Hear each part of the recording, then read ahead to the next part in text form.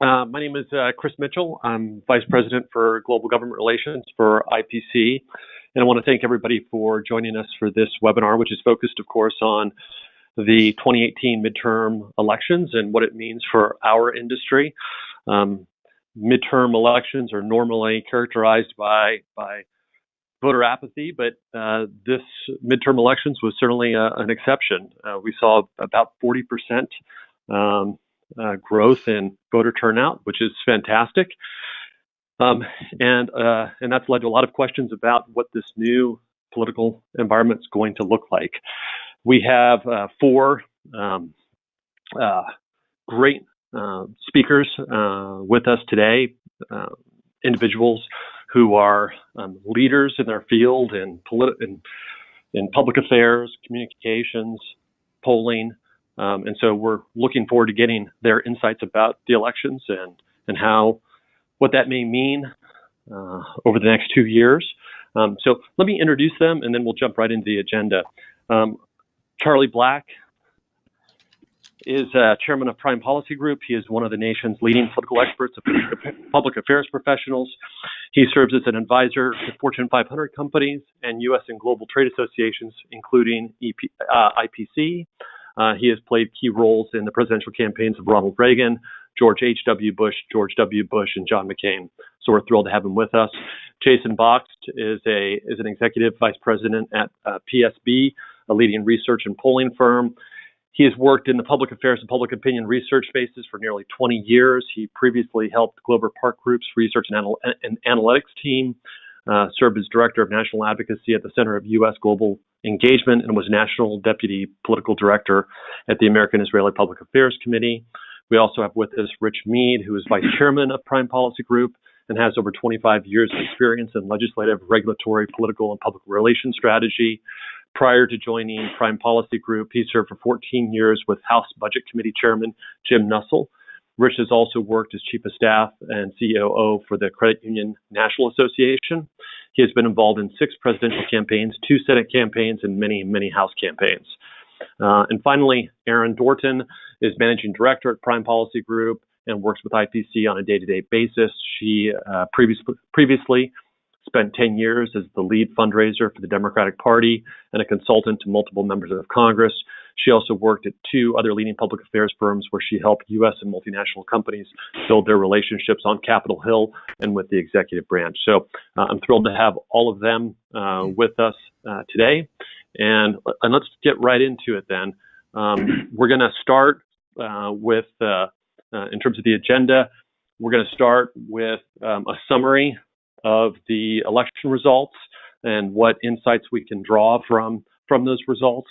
And so I'm going to turn it over to Charlie and Jason to cover that area. And then after we look at the midterm elections, we're going to turn to what that may mean on Capitol Hill and their relationship with the executive branch over the next 2 years. But let me start with Jason and Charlie. Charlie, I'll turn it over to you first. Yeah, thank you, Chris. It's a real pleasure for Prime Policy to be able to work for IPC, and we really enjoy working with John Mitchell and with Chris and all of you. Jason, since you've got numbers in front of you, why don't you give the summary of what happened, and I'll comment on it from a Republican perspective. Super. Thanks, Charlie. I guess that gives me permission to give a bit of a positive Democratic spin, if that's all right. Of course, that's why I'm second. I get to rebut you. Perfect. Well, thanks, everyone. I'm going to try to squeeze a whole lot of information and just really into a 5-minute overview. The reality is, I think what we saw on election night played out largely as we expected it to. There wasn't really a blue wave, but it was probably more than a trickle. I think there has been this recurring theme where Democrats were very excited going into the election, particularly at the prospects of taking back control of the House. And what emerged from election night for a lot of people, I think, was a little of an initial disappointment, particularly after seeing how election results came out of Florida and then losing a very close, but what most people thought would be a loss in the Texas Senate race. The truth is that a midterm election is there's are two hypotheses going into any midterm election. One is that, is it going to be an election on the economy? And then two, is it going to be a referendum on the president? And I think what we saw coming out of the election, particularly in the House, where it looks like Democrats are probably going to end up taking at least 34 or 35 seats. Some numbers have it going as high as 37 or 38. Still waiting on a lot of ballots to be counted, both in Florida and Georgia and California. From where I sit as a Democrat, what happened in this election was both predictable and pretty astounding. If you look at the backdrop of this midterm election, you've got near record low unemployment. You've got an incredibly strong and powerful Dow stock market, and you've got consumer confidence that really is at the highest level that we've seen in a couple of decades. And yet, what Americans came back with was a fairly strong repudiation of the president. The fact that he was unable to hang on to his majority in the House would suggest that there was a lot of discontent, but I don't think it was about the economy. Most people think that the economy is actually in pretty good shape. So I think it was a good day generally for Democrats. Not only did they take back the House, there was an expectation that we were going to lose, that Democrats were going to lose seats in the Senate, and I'll let Charlie talk to that a little bit. I think a little undercovered in election results were the elections in the states, governor's houses, state houses, where a lot of the action is happening, and particularly as you look forward to redistricting in 2020, the fact that Democrats were able to take back at least 4 governor's houses and probably another 1 or 2 before we're done. Now that Florida has gone into recount and they're still counting votes in Georgia, and a number of state legislatures where, quite honestly, Republicans were absolutely dominant over the last decade. So the Democrats appeared to have had a pretty good day. As I said, Florida is still sort of out there, and so we don't know what the final numbers are going to be. The one, as I look at the data from where I sit, and I think where we're going to see the biggest impact on 2020 coming out of this election, is what we saw in the suburbs. Rural districts, particularly in the House races, rural districts did what rural districts are going to do, and they voted Republican. And urban districts did what urban districts are going to do, which is vote Democrat. What we saw, and where Democrats were able to make progress in the House races, was they were able to take advantage of a lot of discontent among independent and particularly women voters in these suburban districts, who may have actually voted for Mitt Romney in 2012 and Donald Trump in 2016. These suburban districts went decidedly blue, and that is where Democrats made up their seats. I'll give you one number, and then I'll turn it over to Charlie. Democrats needed to take a net 23 seat gain in order to take back control of the House.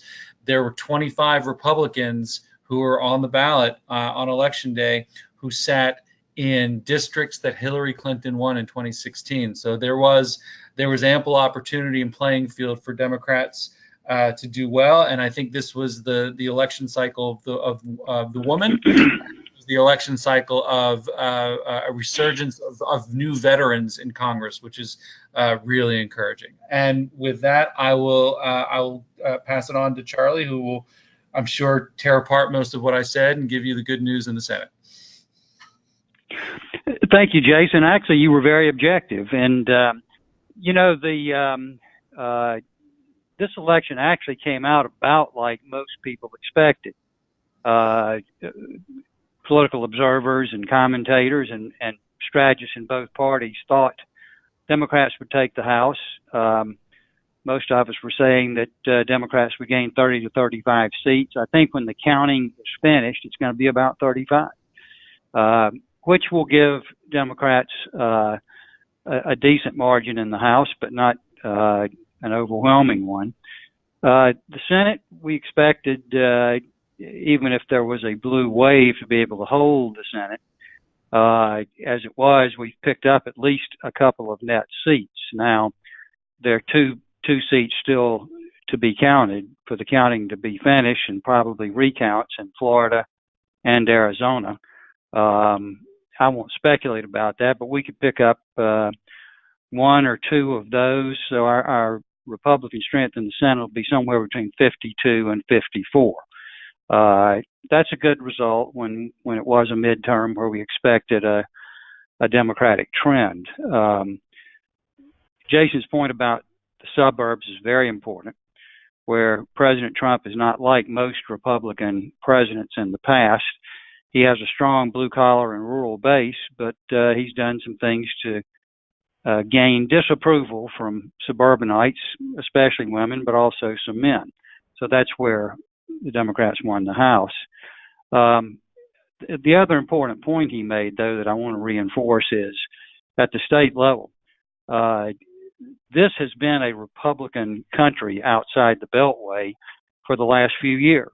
Going into this election, Republicans had 33 governors and controlled 68 of 99 majority control in state legislative chambers. Now, we lost some of that, but not that much. We didn't lose as many governorships as people thought.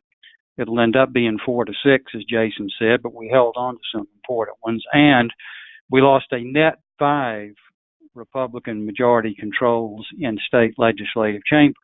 So we're still going forward. Republicans are going to have 62 of 99 chambers that they control.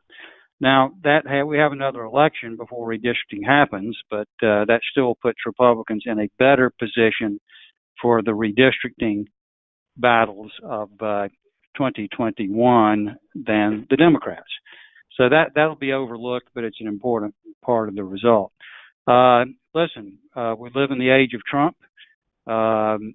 He would have been the main issue in the campaign.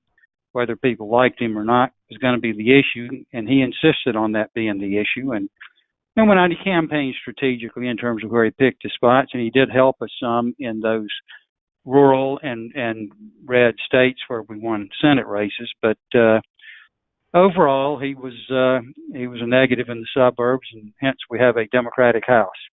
My last comment is this does give us, and Rich and Aaron will talk about this, having a divided government always gives you the opportunity for bipartisan compromise to get things done. We will see. The opportunity is there. It takes leadership from the president, the speaker, and the Senate majority leader to get that done, but the opportunity is there. Thank you. Thank you, Charlie and Jason. And for those of you on the phone, if you have questions, feel free to type them in, and we'll get to those in due time. So now let me turn it over to Rich and to Aaron to talk about what this means for the next year or two, legislatively and regulatorily. So I'll go ahead and start. This is Aaron. So what I'll start with is while partisanship and dysfunction will, as we all know, continue to mark Congress's overall report card, the new class of freshman Democrats who hails by and large from the middle, with a few exceptions, they have a plan to seek to govern and find a way to put legislative wins on the board, no matter how small. And Representative Pelosi, who we all know, the presumed speaker, who hails from more left-leaning San Francisco, is keenly aware of the dynamics in each of their districts, and she is known as one of the most skilled legislators and vote counters of her time. So looking forward, she will try to work with her members to earn them legislative successes. To that end, there will be some legislative optimism regarding prescription drug pricing, infrastructure, prison reform, to name just a few, as both parties and the president have indicated interest in pursuing those issues.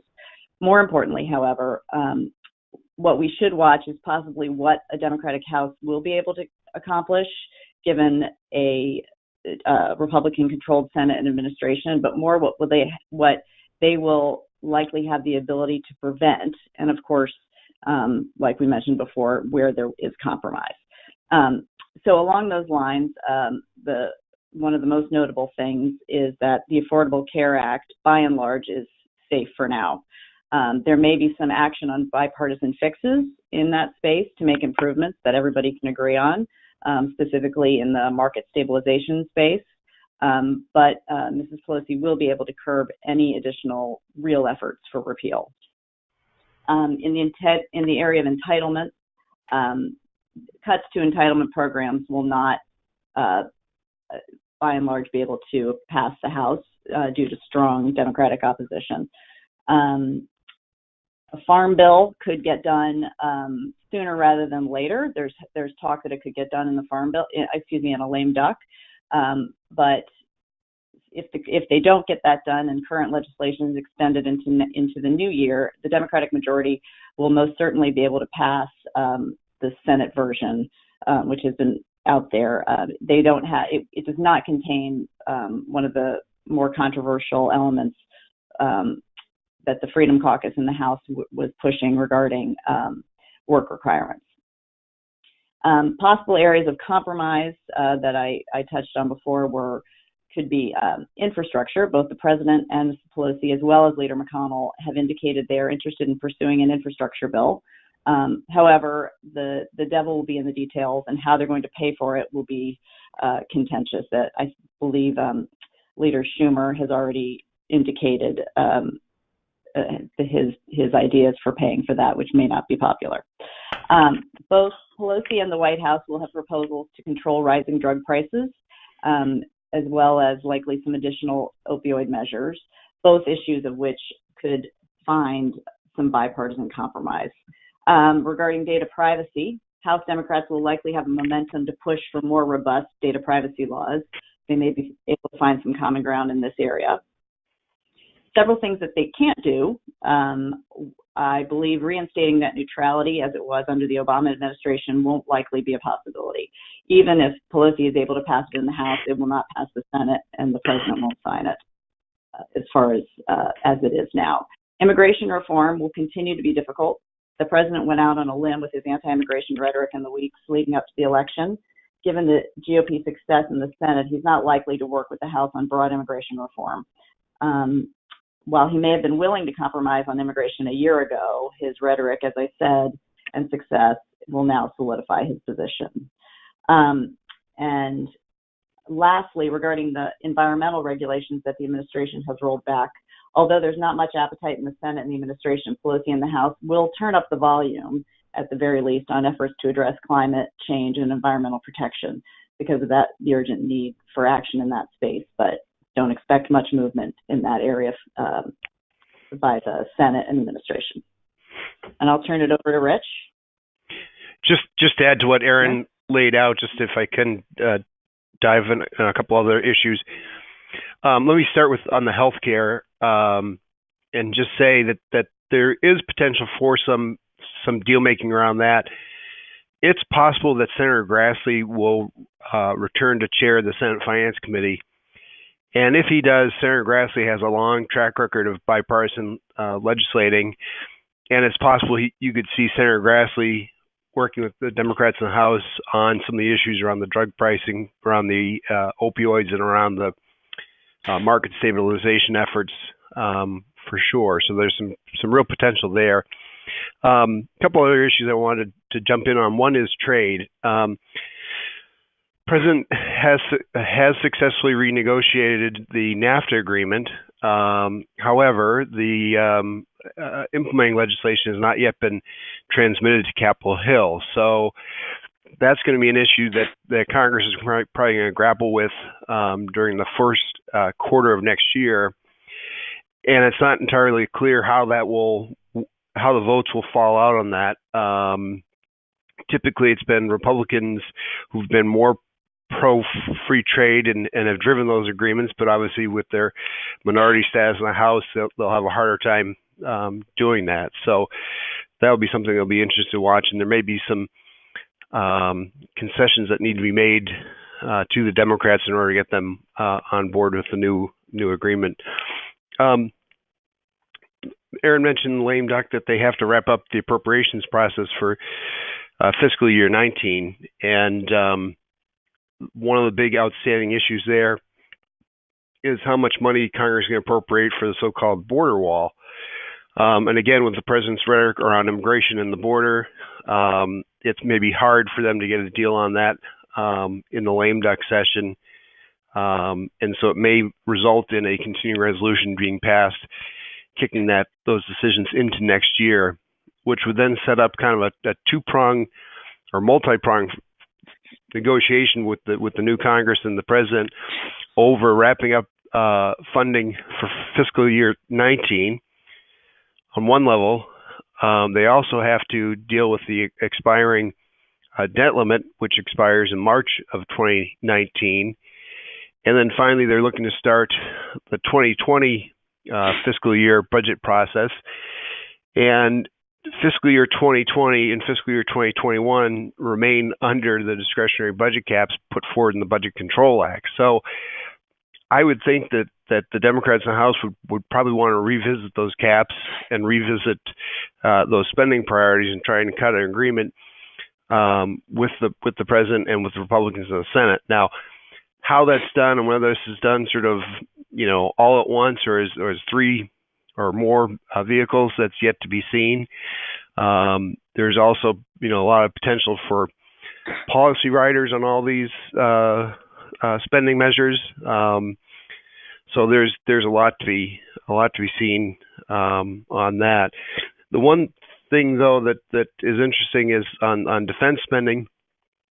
We saw over the last two fiscal years significant increase in defense spending, but then just recently the president has come a little bit around saying, well, maybe we need to hold the line on defense spending. And in fact, he's even talking about bringing down the total amount of defense spending relative to the fiscal 18 spending level. So he's asking his cabinets to reduce their budgets by 5%, including the Pentagon.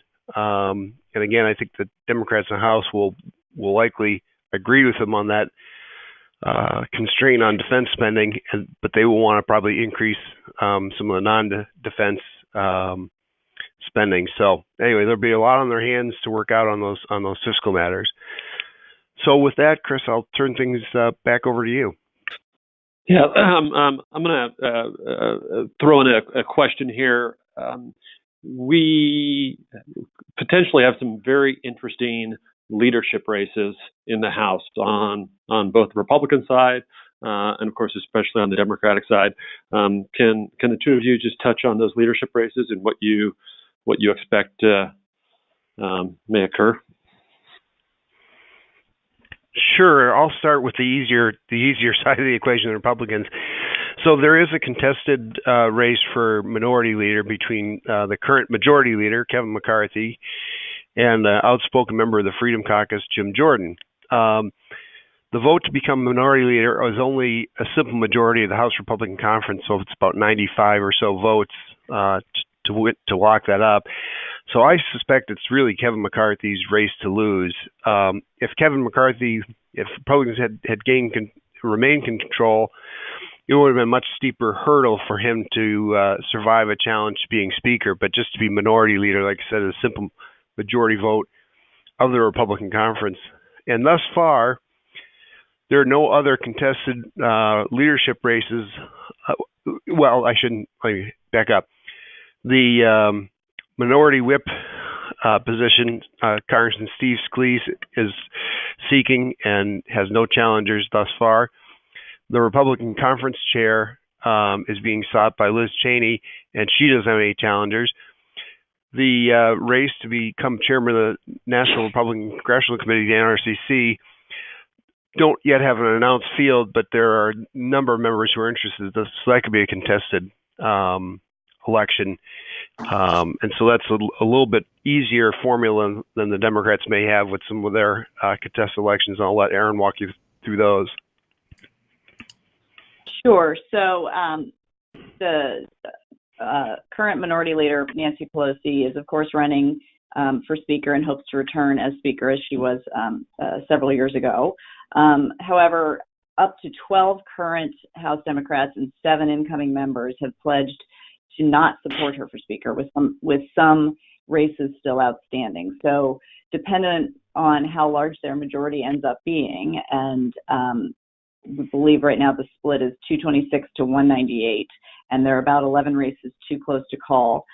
She's going to need to flip some of those pledges to vote for her to become Speaker. So some of those members who've already indicated they're not planning to, she's going to have to start her deal making. So many believe she will be able to do that just given her political skills, but some people are skeptical. and as there's been calls for new blood for quite a while in the Democratic leadership.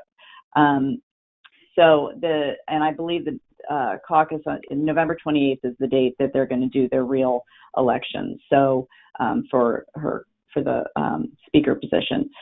So it will become more clear as we get a little bit closer to that. Majority Leader Steny Hoyer, the current whip, is unopposed in his run for leader. For Majority Whip, Jim Clyburn is running. He's been being challenged by Congresswoman Diana DeGette from Colorado. For caucus chair, our current caucus chair on the Democratic side was defeated in his primary.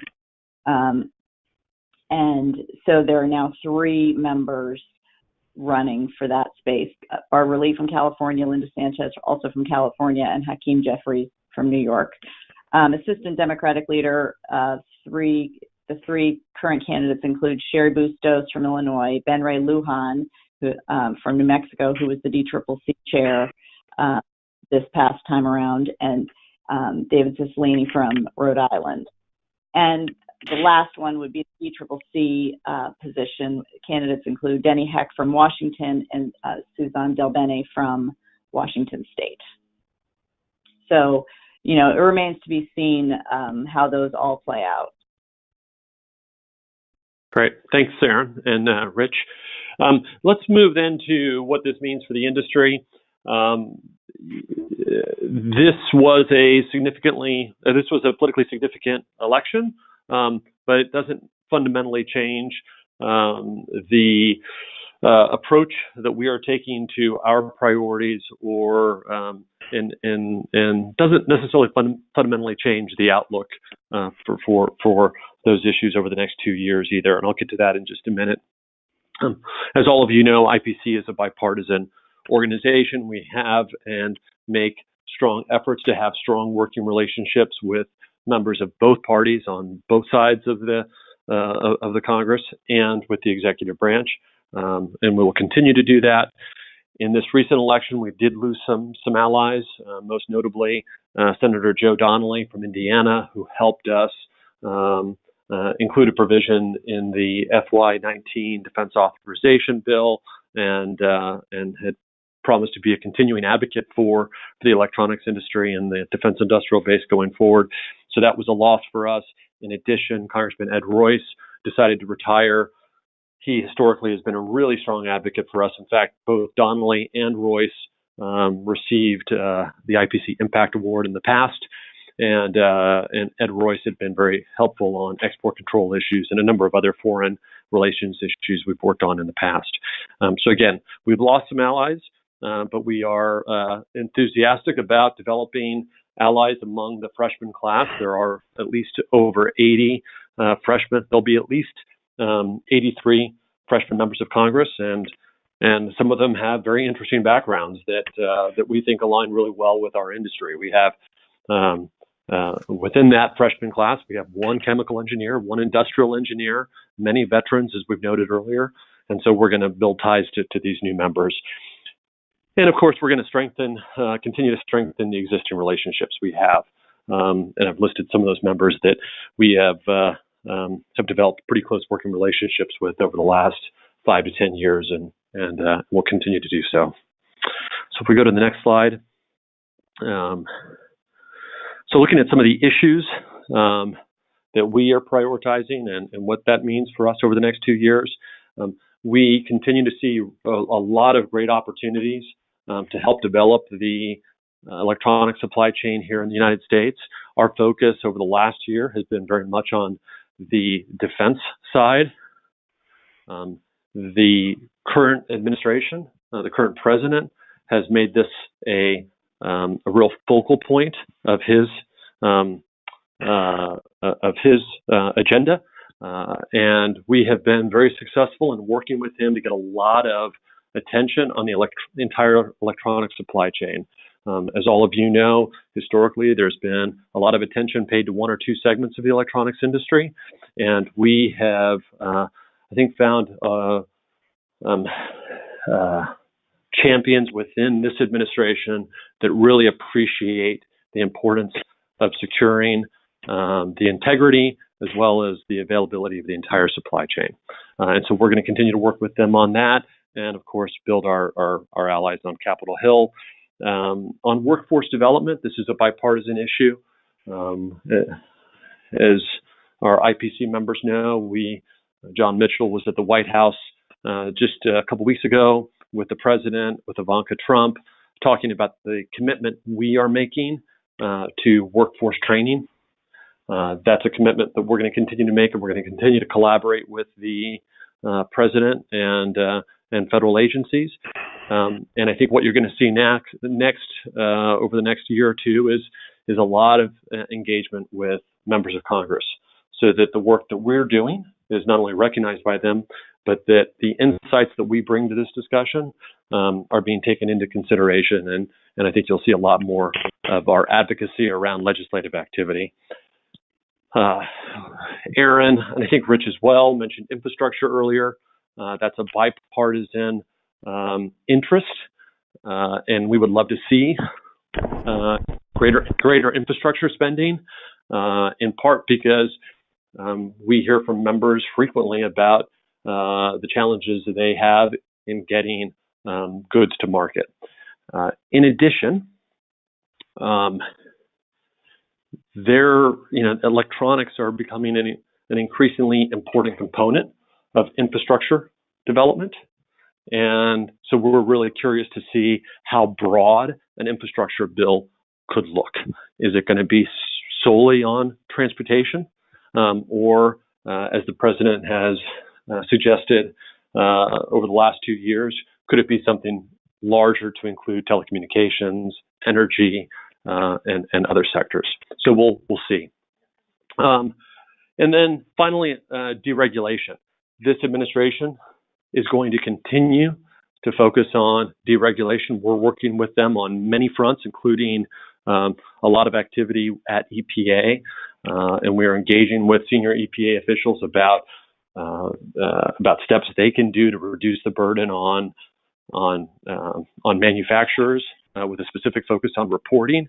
And so I think you're going to continue to see deregulatory activity, and we're going to continue to work with the administration on that.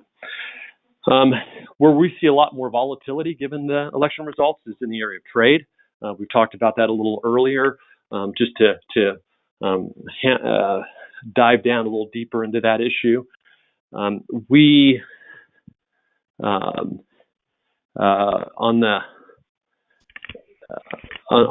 the China issue, China trade, I would love to get afterwards maybe some insights from the others on the phone.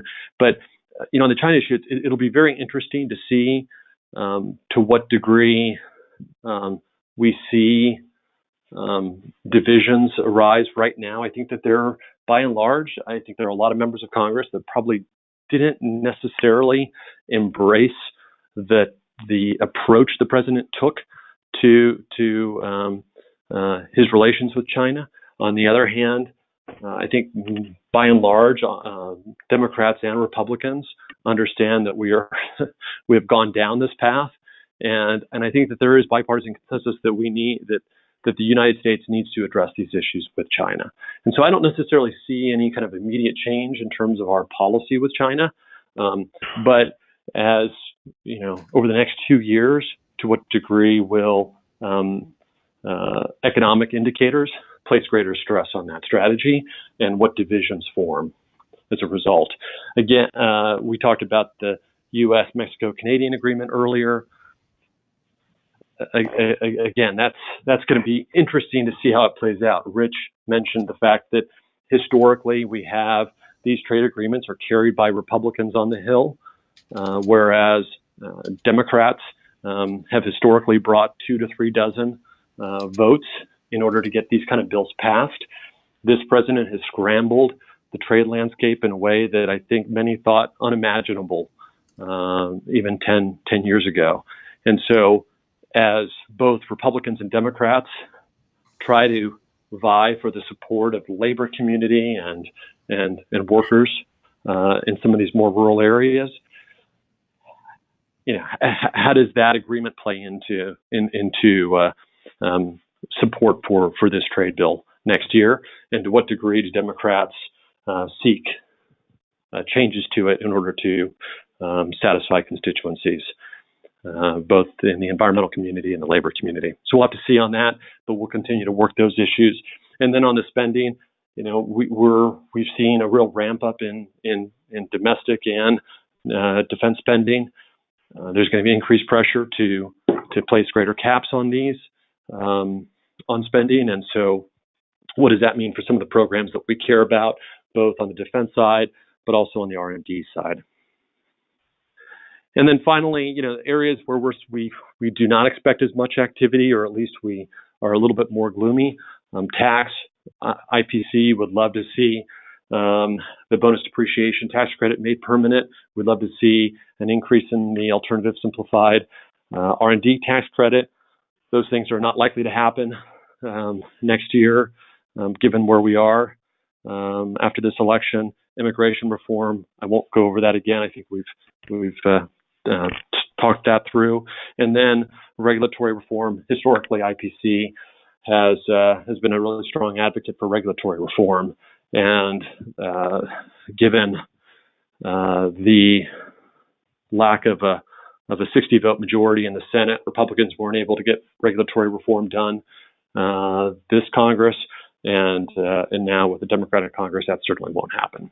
So again, that's kind of gives a sense of where our priorities are, what our outlook looks like. And at this point, I'd love to see if we have some questions and throw that out to the panel.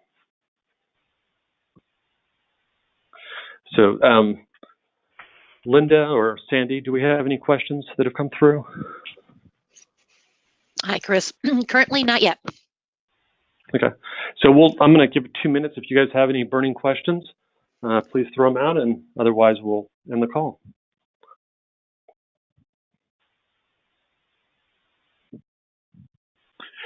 While we're waiting to see if anybody has a question, maybe I'll just throw one last question out. Anybody have any thoughts on what the current election means for 2020, both in terms of the presidential elections and perhaps potential candidates that have been bolstered by the election results or advantaged, and to the degree you want to touch on the 2020 congressional elections? We'd love to get any insights you all have. I'll start, Chris, and I think others feel free to chime in. We've already seen, buoyed by the outcome, our first first likely candidate to enter race, Congressman Swalwell from California, has said he's seriously considering it, and he's planning trips to Iowa and New Hampshire. So I think you'll see the field grow, and there's some talk of perhaps some of the rising star candidates on the Democratic side who didn't quite win this election potentially being in the field. So Beto O'Rourke from Texas is one that was mentioned as a possible contender for 2020. And then, of course, you've got a number of sitting senators who are looking at the race, including Kamala Harris, Cory Booker, Amy Klobuchar, and Tim Kaine, and perhaps some others too. So you're seeing a fairly significant field of Democratic candidates beginning to emerge. I think many of them were buoyed by the election outcomes. In terms of the congressional race for 2020, it's a little early to tell, in terms of how that's going to shape up. We'll have to see early next year if there's a number of Republicans in the House in particular who just do not want to run again. They don't like being the minority, and they may call it quits, and that could hamper their abilities to try to retake the House in the next election. And so we'll have to see how retirements and recruitments shake out to have a better sense for the congressional elections, in my opinion.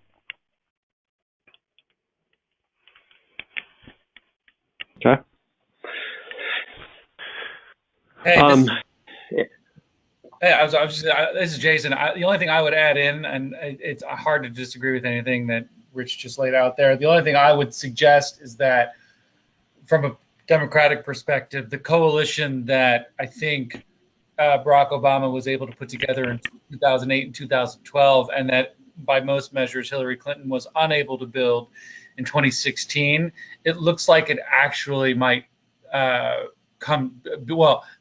the possibility of bringing it together in 2020 seems considerably higher, given that many of those cohorts, many of those constituencies, particularly women, people of color, younger voters, seem to have been energized in an election cycle that they typically don't come out in the numbers that we saw. So I think that if the Democrats can avoid a circular firing squad, there is a path in 2020 that maybe wasn't readily available in 2016. Great. Sandy, do we have any questions before we end? No questions, Chris. Okay, great. Well, thank you very much to all of you for participating, and as always, to our members, whenever you have questions about our activities, want to get involved, please reach out to me. I've included my contact information here on this slide. So again, thank you to everybody. Talk to you soon. Bye. Thank you, Chris. Thank you.